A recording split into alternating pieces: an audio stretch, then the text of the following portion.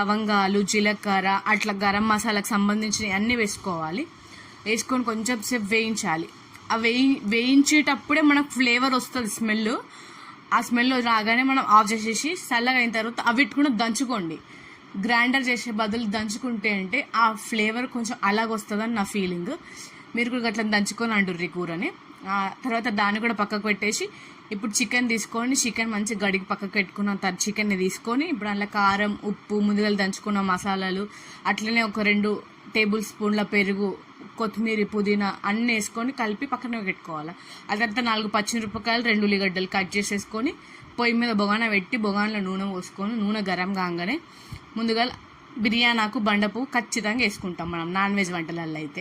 వేసేసి తర్వాత కట్ చేసిన ఉల్లిగడ్డలు, పచ్చిమిర్చి అవి కూడా వేసేసి గోలిన తర్వాత ముందుగా మసాలాలన్నీ కలిపి పెట్టుకున్న చికెన్ ఉంటుంది కదా, ఆ చికెన్ వేసుకోరు.